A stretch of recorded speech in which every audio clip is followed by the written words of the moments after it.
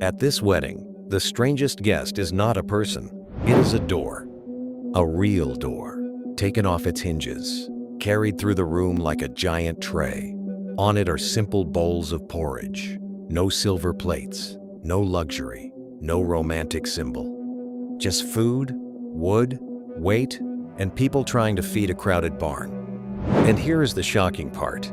In this wedding painting, the groom is not visible at all. The bride sits far behind the action, almost frozen under a green cloth, while this rough wooden door is pushed toward us as if Bruegel wanted us to notice it first. So why would Pieter Bruegel the Elder make a broken piece of architecture feel more important than the wedding itself? That door may be the quiet secret of the whole painting. Before we follow this door deeper into the scene, subscribe to the channel, because paintings like this hide their best secrets in the details everyone thinks are ordinary. At first glance, the peasant wedding looks almost simple. A village feast, a barn, people eating, drinking, talking, squeezing into a room that feels too small for the celebration. Bruegel does not give us a royal wedding. He gives us a working-class wedding, full of heavy shoes, tired bodies, rough benches, and practical objects. But the composition is not random. The long table cuts diagonally through the painting. The guests form a human corridor, and the door with the food moves across the front like a stage prop in a play. It is the object that brings motion into the image. Look closely at how Bruegel paints this door. It is not elegant, it is not decorative. It is flat, scratched, useful. The two men do not present the food like servants in a palace. They carry it with effort, as if this wedding is being built out of whatever the village has. That is what makes the details so powerful. If there is no proper tray, they use a door. If there is no luxury, they create order from poverty. The celebration survives because the community improvises. But a door is never just a board. A door is a threshold. It separates inside from outside, private from public, old life from new life. At a wedding, that meaning becomes even stronger. Marriage is supposed to be a crossing from one stage of life into another. And Bruegel does something strange. He takes the threshold away from the wall and turns it into a servant of hunger. Now look at the bride. She is not standing. She is not dancing.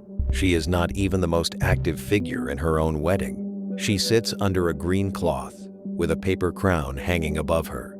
This marks her place of honor. But honor does not mean freedom.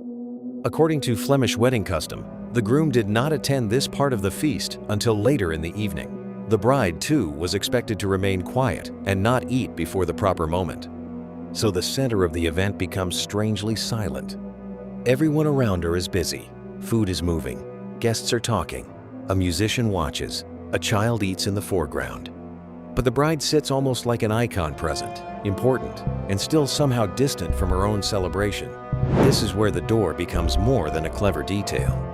It connects two worlds. In the foreground, we see labor, men carrying, serving, balancing. In the background, we see ritual, the bride, the crown, the formal table.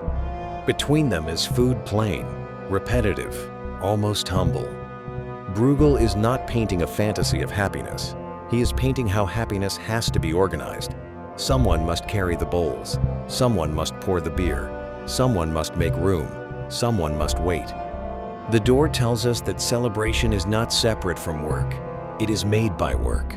Bruegel lived in the 16th century Netherlands, a world of markets, print shops, religious tension, and sharp social observation. He is often called Peasant Bruegel, but that nickname can be misleading. He was not simply a village painter copying village life.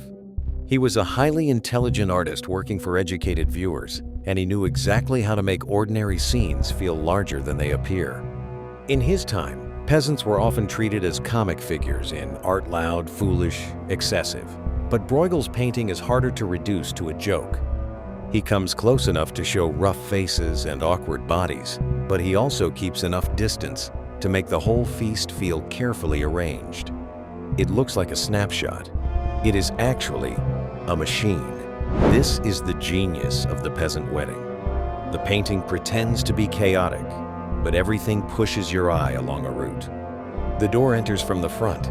The bowls move toward the table. The table leads toward the bride. The bride sits under the cloth.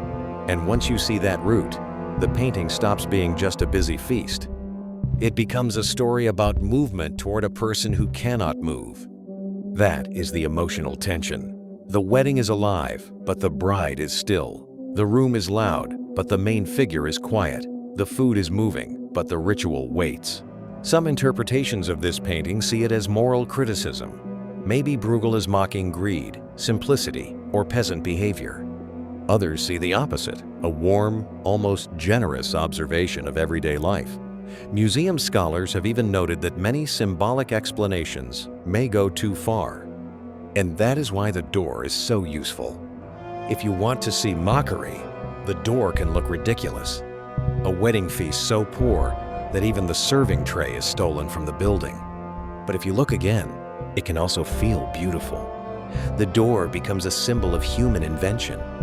Nothing here is perfect, but everything works. The people do not have much, yet they create a feast. They make a wedding out of boards, bowls, benches, cloth, and patience. Bruegel does not tell us which version is correct. He lets the object carry both meanings at once. So maybe this is why the painting still feels alive centuries later. Bruegel does not need angels, kings, or miracles. He gives us a door, a rough, ordinary door. And by placing it at the front of a wedding, he makes us ask what a celebration really is. Is it romance? Is it ritual? Is it food? Is it community? Or is it the invisible labor that allows joy to happen at all? The groom is absent. The bride is silent. The guests are hungry.